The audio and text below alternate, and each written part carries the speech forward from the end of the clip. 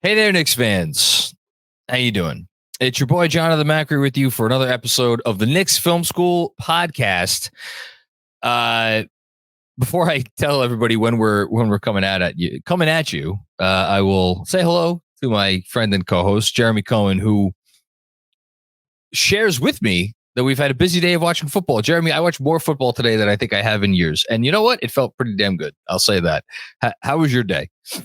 My day was great. Football is fun to watch. You know, as much enjoyment as it would be for my team to be there, there's something about a lower stress situation where I can just enjoy great football without the win or loss of my team. With that said, I would very much like to see the Giants excel in the playoffs. So it'd be great if they could get back there. I'm sure you might feel similarly with your Steelers, but it was a good day. And she's definitely coming back from Tokyo. There's no doubt in my mind that she will be at the Super Bowl.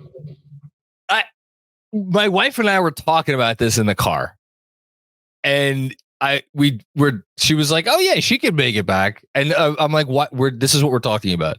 This is the conversation that my wife and I are having about Taylor Swift." We do not need to talk about Taylor Swift on this podcast, although I will say, and with sincerest apologies to Sean with a W, even though I'm the most fair weather of Steelers fans at this point, it made me very happy the Ravens lost that game today. So I'll just say that. But is she coming back, John? Is she flying back for the game? I think she has to. I agree. Okay. I think she has to. Today gave me, at least, I don't know if you feel the same way. Today gave me some much needed perspective. And I said I would save when we're coming at you. We're coming at you at 10:46 p.m. on Sunday night. We waited as long as possible to record this episode because, in part, we were waiting for news on Julius Randle. Julius Randle, who, for anybody who may have, I don't know, been in a log cabin over the weekend and didn't have any reception on any device, took a hard fall towards the end of the Miami Heat game on Saturday night. We learned a few hours after the game that he had suffered a dislocated shoulder from a very oddly worded Woj tweet in regards to the MRI, in regards to the X-ray, and that he'd be getting an MRI, and that we would then at some point learn the results of that MRI. Well, it's been over 24 hours later, and we have still not learned the results of that MRI, and I don't think we're going to be hearing anything before this episode drops for people in short order. So that is where things stand as of right now. We're going to get back to Randall in a second, but I was watching both games, the Ravens and Chiefs game, and thinking to myself, my God, if you're a Ravens fan, there's like, what is your better opportunity to go to the Super Bowl than this? Because it's not like Patrick Mahomes is getting any younger. It's like this was probably the weakest Chiefs offense that you're going to see for a while. And like, granted, the defense was very good. Like, and the heartbreak that Ravens fans must be experiencing. And maybe we should have had Sean with a W on to talk about that. And then to go from that to the Lions game, where it's like, okay, up 24-7 at halftime. Only franchise that's been around the whole Super Bowl era hasn't made Super Bowl. And they see it just wither away. And it gave me some perspective as like there are levels of, despondence and self-loathing as a sports fan, and pity, if we're being honest. And like Julius Randle going down with this injury, which again, as the recording right now, we don't even know the severity of. We could hear an announcement tomorrow that says he's going to be back in 3 weeks or 4 weeks or whatever it is. But like, as I was stewing over the fact that, my God, I can't remember the last time I got to root for a Knicks team that had been playing this well and that looked this complete and that actually gave you the feeling of, holy shit, this is real. This is real in every sense of the word real. And then this thing happens right as like we have reached the pinnacle of this current iteration of the team. And I was like just really feeling pretty down on myself, and also feeling, and we'll get back to this in a minute because it's a different conversation. I was feeling incredibly bad for Julius, but that's a separate issue. Yeah. So like football, I needed football today, I guess is the long-winded way of saying it. The way that I see this Julius injury, as frustrating and as upsetting as it is kind of in line with how I typically live my life, which is I can only control what's in my control. And as of this moment, we can't control anything about his health or getting the news of it or the games that the Knicks will or won't win over time. And I'm at ease because I know that this season, as exciting as it is and will continue to be, it's never been about this season in the same way it wasn't about last season or the year before. It's not like the front office doesn't care. They obviously are adding or making winning moves. It's evident in terms of how well this team has done just in the year of 2024. And also, if we want to go back further, we could. But in terms of the grand scheme of things, I mean, what really has changed? You certainly hope that his shooting ability is not gravely impacted, that he's healthy enough, and not you, of course, the general you, but he'll recover. Yeah, he will. It's just, how do we get to the point where it's all right? This is the Knicks now are missing one of their best players, and this is a prime opportunity for us to see what a lot of folks have kind of quote unquote dreamed of, which is, what does this Knicks team look like without Julius Randle? And I believe that this team is better with Julius, especially because he's a focal point in the offense, and you very much need the attention he desires and the double teaming and all of that to make Jalen Brunson's life a lot easier. So I think there will be a missing factor for sure, but I just can't stress out about it until I know what I'm dealing with. Until then, it's just, we're waiting. We're all in the same boat, and we'll find out soon enough. So your logical approach, which I'd like to think I also take the same approach. I think we were definitely in lockstep. Maybe me being a little too much towards the emotionless side after the trade. Something about this hit me different, and I can't explain why it is. I really do think it has to do with just Randle, the person, and people are going to be like, well, that doesn't make any sense. You were like completely dismissive of RJ, and RJ Barrett was here for just as long as Julius Randle was. I've taken a journey with Julius, as anyone who's listened to this podcast for a while well knows. Like, I've been as hard. There was a time where I was harder on him than anyone. And then I had to kind of reconcile that when he came back and had an All-NBA campaign, his second in 3 years. And now it's been this season. And I just like, is he perfect? No, he is the definition of imperfect when you're talking about stars of the modern game. But he is a star, and he has meant so much to this franchise in terms of what they've been able to accomplish. And I think that's a two-way street, because the success of the franchise and what the Knicks have become over the recent years, I think that means so much to him. And to see them be at this point, well, I agree with you. I too did not fool myself into thinking we were going to win any championships this year. It did seem like there was a certain culmination happening over the last, like, look, maybe it was just the Nuggets had a shitty game because it was the end of a road trip, and like, this Heat team sucks, and we make them out to be more than they are because they're the Heat and we're the Knicks and the whole thing. Maybe we're not nearly as good as a lot of people have been saying they think we are in recent days. Still, there's this nagging part of me like, man, of all the times, right, for this guy who's worked so hard to get to this point, to go down, it sucks that it has to happen now. And then after that, we'll move on to like the logical questions that need to be asked. But I wanted to explain away why I was feeling the way I was feeling. That's all. I get it completely. And they're gelling. They're firing all cylinders. This is the time where they're doing so well. What do you mean that he's not going to be part of this? How long is he not going to be on the team? And healthy, at least, all of that. It doesn't feel like the worst time for me, because there's a trade deadline that's a couple weeks away where the Knicks can reassess. If anything, it'd be worse if Julius got hurt February 8th. The game after that, any time after, where it's like, well, the only options we have are internal, and we have to hope for the best there. That's where I would be really much more despondent about it. If it happened during the playoffs, or like last season when he was hurt, conveniently enough, against the Miami Heat, and then what happened there? Then comes back for a playoff series where he gets hurt again in that final Cavs game and has to limp around for a lot of the Heat series there too. Yes. So I'm with you in that as an individual and as a person. I really do root for Julius. I've grown quite a fondness for him as a player, especially over the last couple of years because of kind of the counter approach that a lot of fans had. The visceral reaction made him more. He made him easier to root for in my eyes. So for all of that to come to this point, you want to see him be part of the festivities and everyone takes off and all of that. And that can still be the case, but there's room for moving around and reassessing whether it's internal options, keeping players that you may have considered moving. Maybe you don't want to move Quentin Grimes right now because, hey, Quentin, there could be an opening in minutes. Maybe it's finding another solution at the 4 instead of scaling up. But there's Josh Hart there, so maybe Tibbs gives him those minutes. I'm fascinated to see how it'll go about. But there are ways out where it doesn't feel like it's hopeless. It just stings, but we'll learn the severity of the burn very soon. I once again hope. So before we go through some specific questions and then we'll do week in review and we'll give out a game ball. We're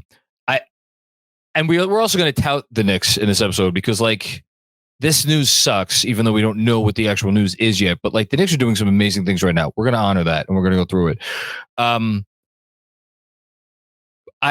Before we get to specific questions though, I'm curious in terms of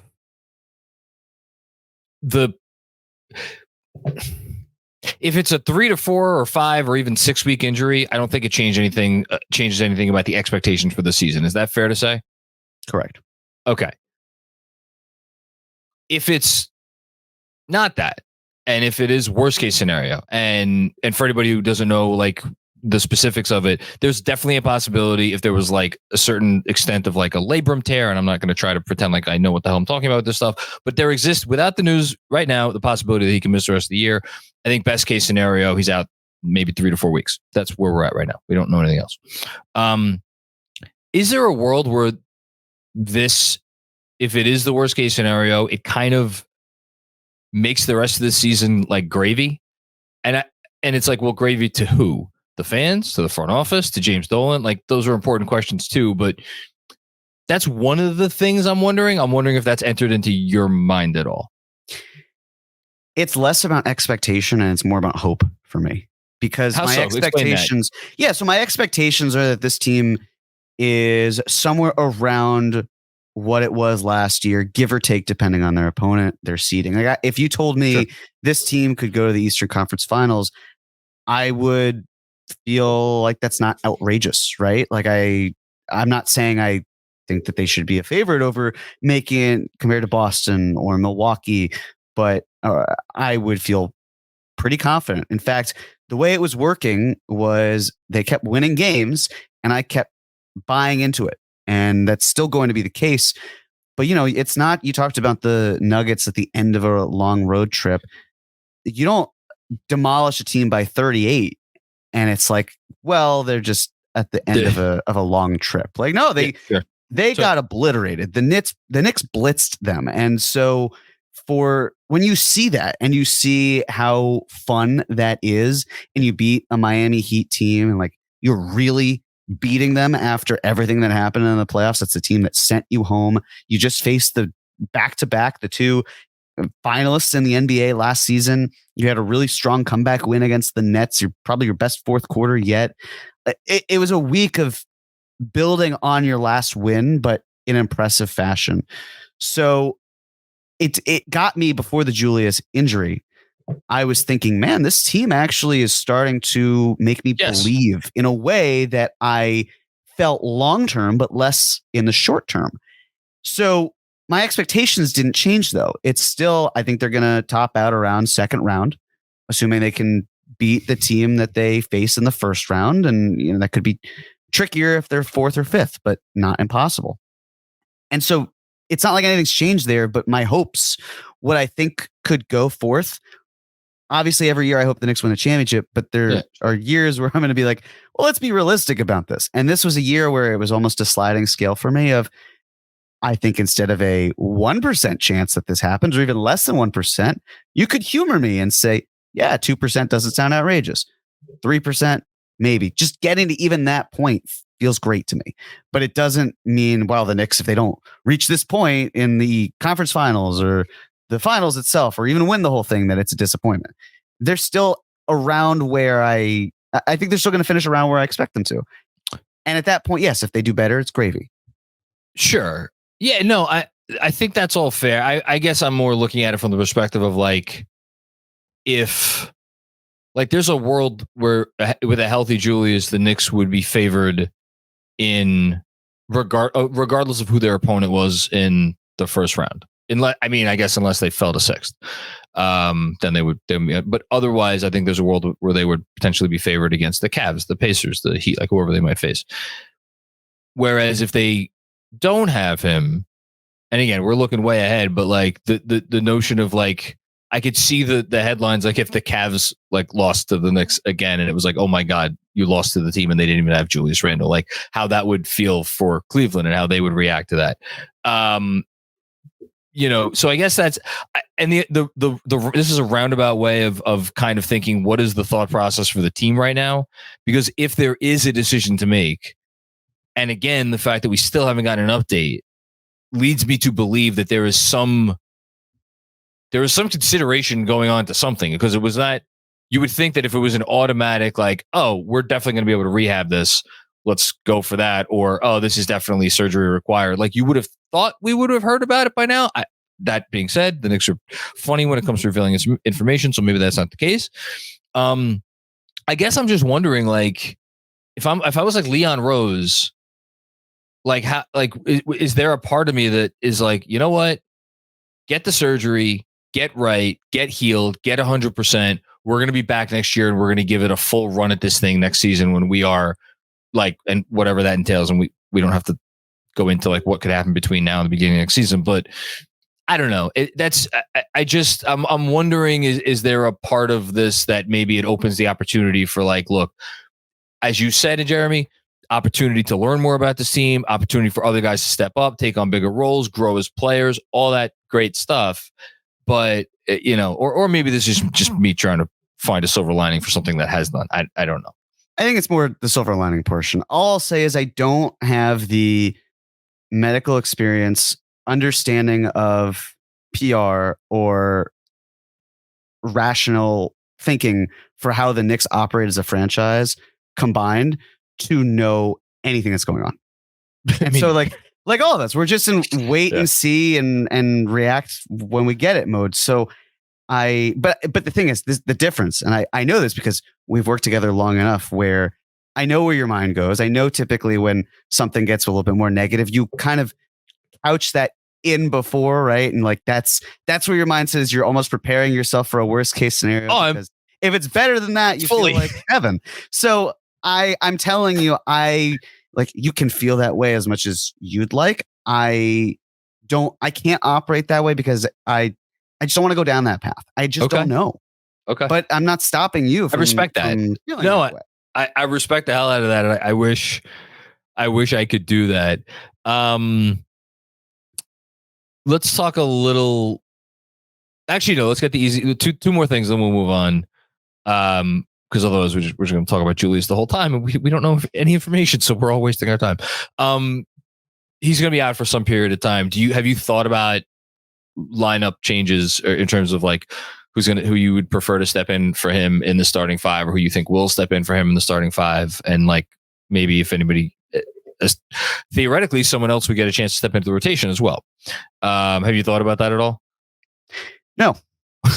Just gonna be honest, I haven't put a lot of thought. It's been a busy weekend, and no, I love you because we don't know yet. I have no clue. We don't know yet. Just thinking it through, I would imagine that Tibbs puts Josh Hart in the starting lineup. That's my best guess. But I mean, if he's the de facto sixth man in Tibbs' eyes, then it's a seamless transition probably for him to do that. And I think shifting OG up, it's really just a question again of how eager the Knicks going to be to find a replacement at the four that's not internal, because maybe they just go in the route of we're still sticking with finding a lead ball handler or some guard, be it Brogdon, Brown, you name it. And then they just say, all right, well, we believe that Josh Hart could be a four in the same way We believed it at the beginning of the season when we didn't have a quote unquote backup 4. And we have OG Anunoby compared to at the beginning of the season when we had RJ Barrett. OG Anunoby is larger as a human than RJ. So he's able to get some burn there. And you could think, all right, well, what happens if they don't get help and they run these guys ragged and they get hurt? And it's sure. But also get hurt in the first play of a game and it's not from overuse. It's just happening. Like they're stretched thin. The Knicks are very unlucky this year with injury. Last year, they were incredibly fortunate. They were. I mean, think about how many games Jalen Brunson, Julius Randle played. RJ Barrett, except for a freak injury, played a lot. Isaiah Hartenstein played all 82. Manuel quickly saw a ton of time. I mean, just injuries that they were very lucky. And this year, they're not nearly as lucky, which is just kind of the way that it simply works. It's the injury factor that comes in with sports. So I'd stay internal and just put Josh Hart in his place. I would assume it's Josh Hart, although, and I think this reflected itself when he always tried to leave quickly on the bench unless Brunson was out last year. Actually, there was one exception to that. I think that they quickly started one game alongside Brunson. I forget who was out. But I do think Tibbs likes having a quote unquote spark plug to come off the bench. And like that's Josh Hart. Now, Grimes in the starting 5 leaves them a little small.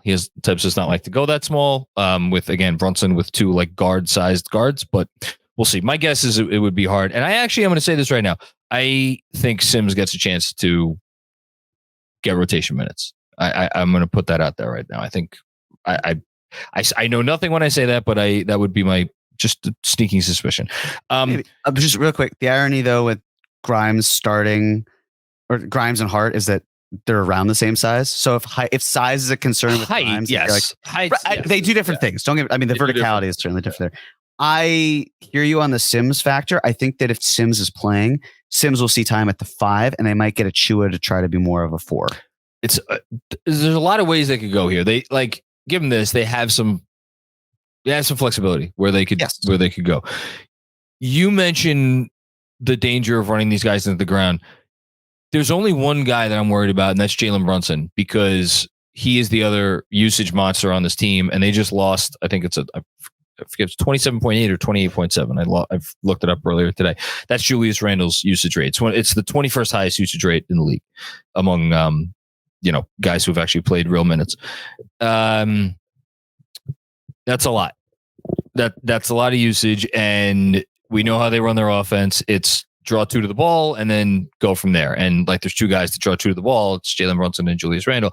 I should have looked up Julius's usage rate since the trade because I know that it has gone up. So really, it's probably closer to 30.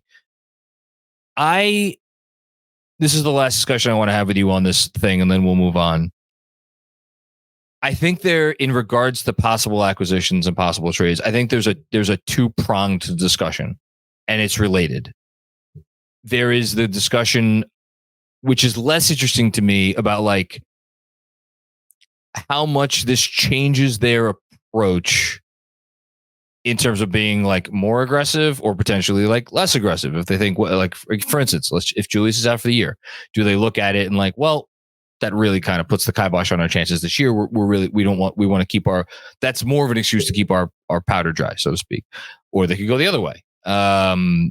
That's one part of it. And the other part of it is and thank you, GMAC just put it in the chat, Julius's usage since the trade is indeed 30.0. So the other part of it is positionally. And you mentioned it, like, do you go out and get another forward?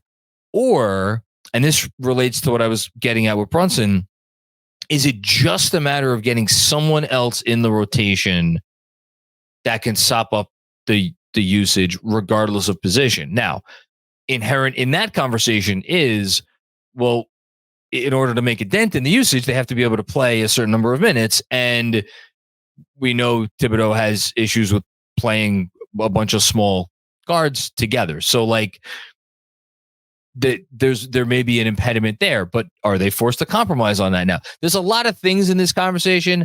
I'm just curious. I'm just going to kind of ask you open-ended, like,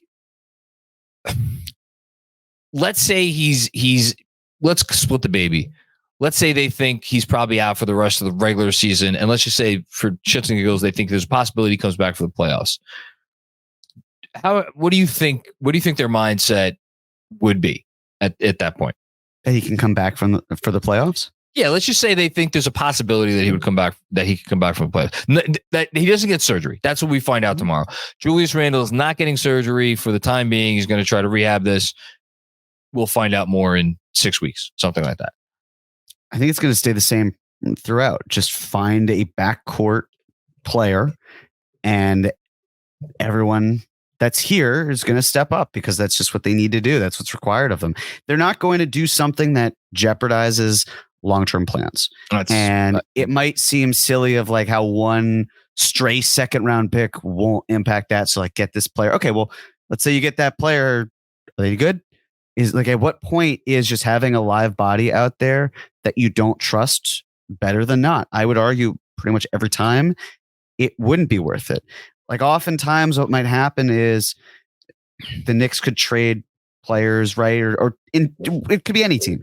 And it's like, oh, well, the Knicks or this team could find this player on the buyout market, right? Like, they could just add some guys who are backup centers, backup fours, whatever it might be. And my response to that is usually, if it were that easy, then wouldn't every team that kind of has that problem no longer have that problem? In the sense of, you can find players that are good, but maybe they're discarded for a reason. And if they are, do they fit with what your team is doing? It's maybe not enough to just throw someone out there to get empty calories of minutes. And it's just an example. You're talking about usage rate. So when I look at players who have appeared in like at least 20 games this year that are forwards, and they have a usage rate of at least 20, and their offense, let's also, just for whatever it's worth, have it be where they're like, let's even forget the offense, right? We could forget the offense for a moment. I just want to read off players, and we can go through this pretty quickly, of people that you can bring in Julius's place in some degree. Giannis, Kawhi, LeBron, PG, Markkanen, KD, Tatum, Brown, Jalen Williams, Middleton, Desmond Bane, Jimmy Butler, Franz Wagner, Scotty Barnes, Pascal Siakam, Karl Anthony Towns, Brandon Ingram, Devin Vassell, Zion Williamson, Mikal Bridges. I've just named 20 players, right? Mm-hmm. Any of them seem realistic at all? Unless I miss someone, no. Okay. Keep going. Paolo Banchero, Klay Thompson, Jonathan Kuminga, DeMar DeRozan, RJ Barrett, Miles Bridges, Jeremy Grant, Kyle Kuzma, Bojan Bogdanovic, Keldon Johnson. I'll stop there. Is there another 10? Some of those seem realistic. But which? Like, DeRozan doesn't seem realistic to me, because DeRozan would mean that you're using the Fournier salary and additional salary to get a player, a wing, who you're saying could come back. If Julius come back to the playoffs, like, how does that work? It doesn't solve the backcourt issue. I talked through the DeRozan thing on the post game after the Heat game, and I kind of arrived at the same conclusion. Like, it's interesting to think about in theory, but it kind of breaks down at the end of the day. The one name that you said that I find somewhat interesting is Bogdanovic on Detroit. Team option for next year, or not? Maybe not team. Sorry, it's like $2 million is guaranteed. Yeah, it's mostly not guaranteed. But he's really good, and he's the sort of player where, I don't know, we don't have to go into too much, but I'll say that he's an interesting name to me. Not to me, to be honest. Okay, why not? Because I don't think the Knicks have done anything to suggest that they would be comfortable with a player over the age of 29 years old, let alone one who's 34. I get it. That's fair. There's interest in Clarkson. There's interest in Brogdon. Fine. The last time the Knicks had a player who was in the rotation, a healthy rotation, that was older than the age of 29, was December 3rd, 2022, which, as you know, was that Mavericks game and Evan Fournier was pulled. The Knicks have focused on a younger movement. And I don't think that Bogdanovic, again, even with the salaries, like, okay, you get him in here.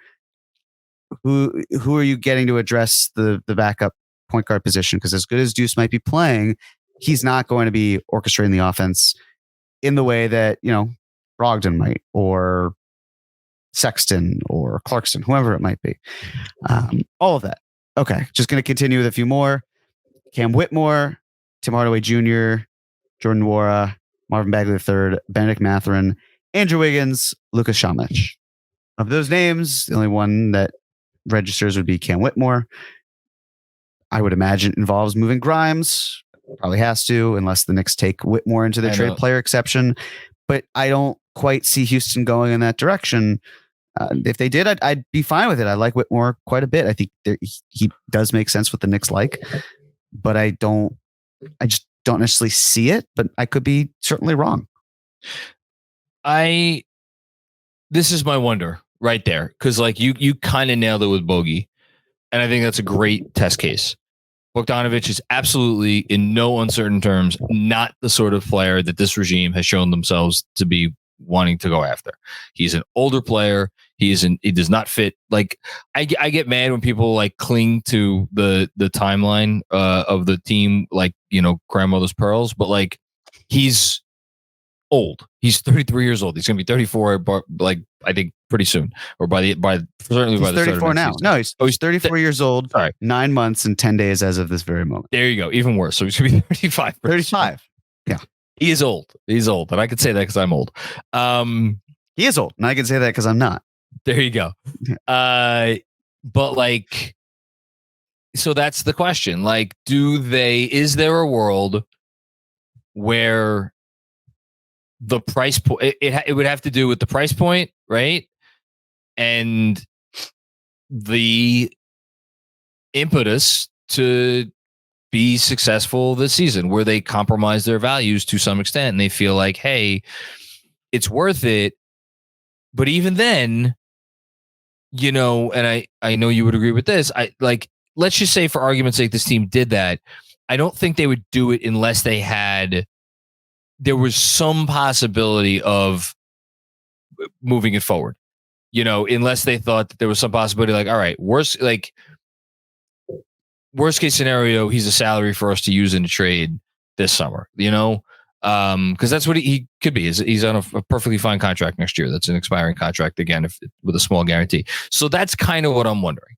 And does the list of targets get a little bigger from just backcourt initiator? And look, hey, no one's saying they're only limited to one more trade. Like, for all we know, they could be making multiple trades between now and the deadline. Like, crazier things have happened. So I don't know. It's a lot of questions right now for me, and we don't know anything. There hasn't been any reporting on anything because reporters don't even know the injury. But that's kind of where my mind is at. That's all. It's fair. And the other thing too with Bogdanović is the Knicks have gone out of their way to find, with the exception of Jalen Brunson, players who are stout defenders, right? Like 2022 offseason, Isaiah Hartenstein, he is number one in defensive EPM. They removed RJ Barrett, who had a lower defensive EPM. Obviously, it cost Emmanuel Quickley, who is typically a higher DEPM player, but they got OG Anunoby, who I think is at this point 97th percentile now. He's up like almost 20 percentiles. So there's a clear motive there. And I get it. There's team context and everything involved with analyzing defense. Bogdanović's offensive DPM, 83rd percentile. That's great. Don't get me wrong. His defensive one is 5th.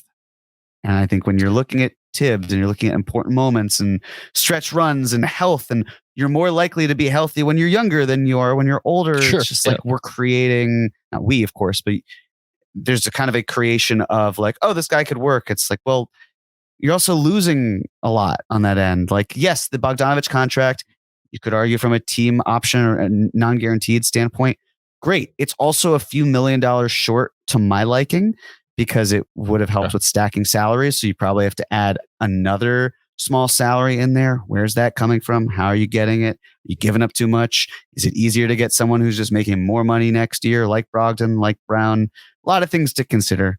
So it doesn't feel like it's the right fit. None of these feel like the right fit. And maybe it's simply because they aren't. Because what the Knicks have in-house and sticking to the plan that they had might just be the best course. And the last thing I'll say, someone like Bruce Brown, not a point guard in the same way that I would see Brogdon, Clarkson, Sexton, any of these guys. But if you were to look at a player like Brown and Randle's out for an extended period of time, he feels that Josh Hart-esque type of player who's like, he's going to give you more in, like, he's not a power forward or anything of the sort, but the way he plays might allow you to kind of do some weird, funky lineups that you're a little bit short, but you still get that same emphasis that the Knicks clearly liked from him when they wanted to sign him in the offseason. I don't know. I think you nailed it. No, I think you nailed it. I think you nailed it. That they were already, the reporting would seem to suggest that they were already going pretty hard up that tree. Maybe this injury pushes them more in that direction. For Bruce Brown. The one caveat I'd say to my own point is, let's say the Knicks bring in Bruce Brown and they are able to part with Fournier and a pick, or whoever it would be, any point guard. Perhaps they could call up another team with a similarly expiring contract as Malachi Flynn. Flynn's not going to see much time.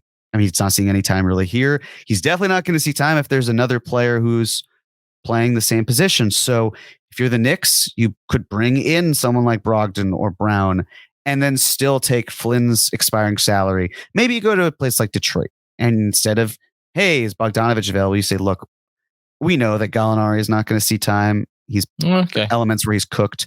But if he does buy us minutes in the way that I talked about earlier, that the Knicks might not be interested in, which is, hey, let's just get a live body out there. Even if Gallo is older, and he's just the first person who came to mind. I'm not saying it should be him, will be him. I'm all for bringing Gallo back. Well, give me all the Gallinari. Nostalgia aside, it's that mindset at least where perhaps it's just shuffling the chairs and not on the Titanic, but just moving them around in a way where it's like we got the piece we wanted. We traded now from excess at a position for a similar caliber player that we don't expect to see a lot of time, but we have that depth. Yep. So let's rock with it.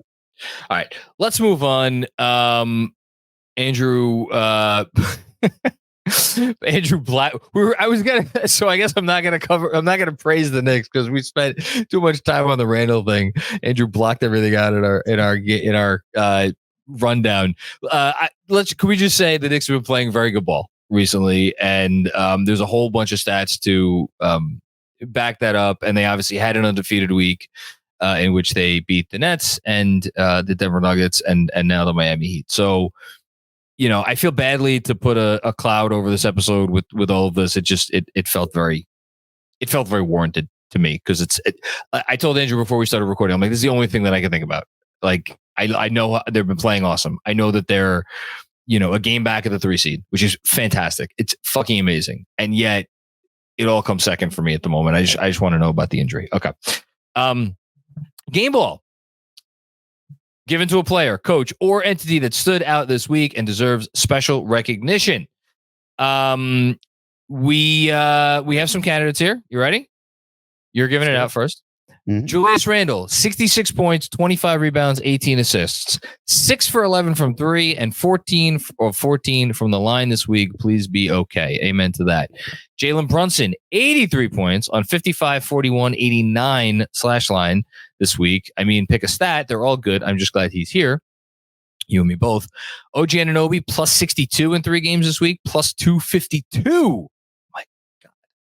Since joining the Knicks, that's just insanity. Precious Achiuwa, first time appearance as a game ball candidate. Congratulations to you, sir.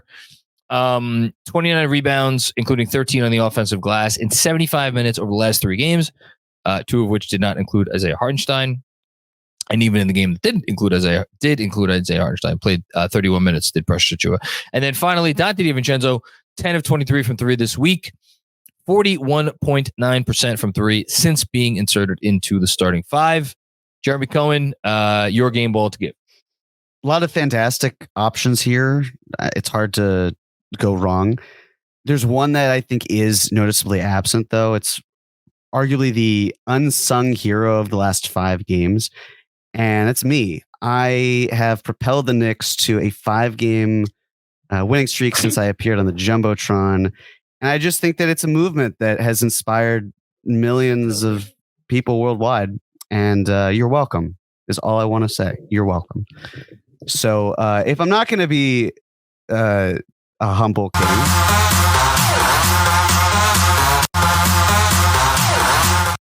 It's perfect. That's just what we needed. Congrats, babe. We did it again. I'm gonna go with another option that's not me, and that would be. I think that was a great option, but I would agree. But I'm gonna appear as less vain in this moment, and instead just go with Jalen Brunson, who I was gonna go with before the bit, because I usually go with Jalen Brunson because why wouldn't I? And it's not a shame that there were all these great performances that happened in the NBA this week, especially the offensive side, that will lead Jalen Brunson to not get any sort of Eastern Conference Player of the Week love. But it kind of is. And, I run out of words to describe his power. And I wish we all could appreciate him, whether you're a Giants fan like myself, Steelers fan like you, John, a Jets fan like Andrew, a Bears fan like Candace Parker, a Ravens fan like Sean. Thinking of other teams that are being represented by general community, but I just wish we all could appreciate him and remember the good times, both in the present and the recent past and the distant past, like against the Miami Heat team when he obliterated them. I'm sorry. I mean, not just this past game, but like in the second round of the series last playoffs, because that did happen. I just want people to remember that did happen. It wasn't a mirage, wasn't a dream. He was that good. So he's my pick. He's a great pick. I'm going to go with OG Anunoby, with all the respect to Julius Randle, who obviously my heart goes out to this week. OG Anunoby. So Jalen Brunson changed. Julius Randle changed the Knicks franchise with a little bit of an assist from Tom Thibodeau, who kind of got him going right, and Leon Rose, who put the better pieces around him than he had in his first season here. But like Randle changed their franchise, Brunson changed their franchise, and now OG Anunoby has changed their franchise again. It has just been a delight to watch this defense. For anybody who is as old or around as old or older than I am, who remembers the 90s well, I have not experienced anything like what we've been watching defensively since that time, since the 1990s, where you feel like you are the biggest, baddest guy on the block. And the reason that we feel that way now, I mean, like there are a shit ton of numbers to back this up. Forget all of them. It's just the eye test. That dude is a monster out there. And the fact that we get him on our team, and we had to give up a lot to get him, I know that. But I just feel really lucky to be able to root for that guy. So that's really cool. Okay. Detention given to a player, coach, or entity that deserves to sit down for a while and think about what they did wrong. It is closed technically since the Knicks went 3-0 this week. However, we would like to give some honorable mention candidates. 2, Jaime Jaquez Jr., injured a Knick in his first trip to MSG. Perfect fit for the Miami Heat culture and everything they have going on down there in that sinking well, it's not a sinking cesspool. It is a cesspool that is sinking into the larger cesspool of whatever bay or I don't know part of the ocean that is around Miami. Just sink it all into the ocean. Candace Parker, you can just say you made a mistake next time. The NBA's all-star voting system, which is rigged, and Jalen Brunson won the election and by a lot. Joel Embiid, my God, man, stop ducking the smoke. And finally, to Nets fans or fan, we aren't putting you there. You're just stuck there now that the city is no longer under new management. Those were Andrew's words, not mine. Are we giving these out, Andrew, or what or is this just for posterity's sake? Posterity's sake. It's a positive week. We all know it's actually Jaime Jaquez Jr. that's in detention. So for all of eternity. Okay, there we go. Predictions. We'll finish up strong. Presented by PrizePicks. Go to prizepicks.com/KFS and use code KFS for the first deposit match up to $100. You know the deal. Just go again, prizepicks.com/KFS, and then you get your free deposit match. Go the full hundo, because there's a lot of good betting opportunities on this team and around the NBA and all sports right now. Heck, you got Super Bowl 2 weeks away. So lots of good stuff there. Again, prizepicks.com/KFS, code KFS for first deposit match up to $100. Daily fantasy sports made easy. I have really fallen by the wayside giving over myself to this exercise because I keep putting picking low and they keep going high. I'm fine if that continues. Jeremy, you're 8-4. I'm 4-8. Here are the 4 games this week. Monday at Charlotte. Tuesday, Utah at home. So it's a back-to-back. Tough coming back to the Garden to play a Jazz team that has been scuffling a little bit more of late, but it's still good. Thursday, we got the Indiana Pacers. Tyrese Halliburton has been out for them for a little while. We'll see if he plays in that game, but they've been playing very well regardless of his absence. And then finally, Saturday night, more on that in a moment, versus the Lakers of Los Angeles. Jeremy, it is to you. This is a tough one. I bet it is. On the surface, there's a very clear answer that I've been successful at, which is be an optimist, and it's played into my favor. And I'm still going to try to do that, but there are injury concerns and back-to-backs and fatigue, and you just don't know. So as a result, like I wanted to say 3-1, I really did. But then I look at this and I think LeBron James doesn't have that many trips to MSG left in his career.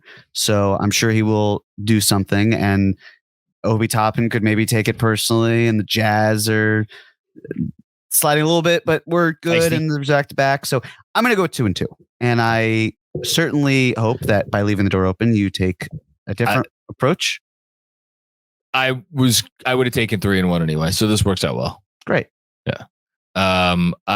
For as much as I just lamented the loss of Julius, and I do think it is going to be a big deal. I think it's going to be a big deal in the long term. They just rely on him so much. I think in the short term, I think they will rally around each other, and specifically Jalen Brunson. And I think, while in no uncertain terms, like they need Julius Randle. Julius Randle makes his team better. He makes his team a lot better. Like he is as fundamental to their identity, which is still like, you're going to feel us when you wake up tomorrow morning. Like we're going to beat the shit out of you one way or the other, win or lose. Like Julius is fundamental to that identity. Not having him, like that identity takes a massive hit. All that being said, there are some things, notably on the defensive side of the ball, that they can improve on if Julius is not here. And I hope they do that. And again, that's a tough ask. It's an unfair ask. This has been the best defense in the league since January 1st. So to be like, hey guys, you should just get better at the thing that you've been the best at in the entire league for a month. I think they could do it. I think they have it in them. So I'm going to go 3-1 and we'll see what happens. So there we go. I hope you win. I hope I win too. Who knows? Maybe they go 4-0. All right. Some announcements. I'll let you take the first one and I'll take the second. Sure. The first one is that this Wednesday, there will be Wednesday evening, Eastern Standard Time, another episode of Cream. This will probably be, if not the last, will be the penultimate one of Cream before the trade deadline. So come by, I'll answer all your questions and make your dreams come true. Second, we have a watch party. We've said this a few times. I'm going to say it again. We are so excited about this event. It is next weekend, Saturday, February 3rd. It is at T Squared Social, which is at 7 East 42nd Street. It is right down the block from Penn Station, literally, not Penn Station, Grand Central Station. Get out of Grand Central, you walk a block, and it's right there on 42nd Street. Again, the place is called T Squared Social. Party starts at 6:30. Free admission. There is no tickets at all for this. Just come on in. And if you're one of the first 50 people there, you will get a beer on us. I think it's a free beer presented by Mick Ultra. So get your free beer. And you come hang out with us. You play a little duck pin bowling. You could do a little golf simulator if you so choose. And then obviously stick around for the basketball game between the Knicks and the Lakers, which starts at 8:30. They also have the league pass, so all the basketball games will be up. All the NBA games that night will be up. It's gonna be a really fun night. And then after the game's over, I'm gonna be doing a little live post game monologue for a few minutes, and then I'll get back to joining the party. So it's gonna be a whole thing. Come on down, show your face, say hi. Even if you're going to the game, come before, come after. We'll be there, and looking forward to seeing everybody then. And we got one more thing, which is that we are on track to have a game. Yes. KFS at MSG, doing another lounge like we've done in the past. This would be March 10th. It's a Sunday against the Philadelphia 76ers. Maybe Joel Embiid will decide he wants to play a team on the road that's above 500. Hopefully that's this game. We are still trying to determine the way that MSG works is we'll have a firmer understanding of an exact price likely on Tuesday. So what we're going to do is we're first going to open up the floor to patrons and newsletter subscribers of KFS to get first dibs. And that'll be a 24-hour window. And then subject to availability, we would be opening that up to the general public. I do want to be transparent in that in the past, when we did this last year, it did not reach the general public. But should there be an opportunity, we obviously want to include people as much as we can and also sign up because maybe there's an opportunity for a second lounge. I don't know. We'll see. No promise. Just flagging it. So if you're interested, the link we'll provide information there. You can sign up that way. We're really excited about the opportunity and we'll have more information to follow this week. I love it. Excited for that already. Lots of exciting stuff coming up, even with this injury thing. Like, look, this is still a special next season. It will remain a special next season, and everybody should be excited to take part in it in any way you can, whether it's with us or on your own. On that note, thank you, Jeremy Cohen. Thank you, GMAC. Thank you, everybody, for listening. We will be back with more fun and games very soon. Obviously, games coming up fast and furious. A lot of games this week. So pre-games, post-games, the whole thing. Cream with Jeremy and the watch party next weekend. We will see you at any or all of these things. Talk to you soon. Peace out.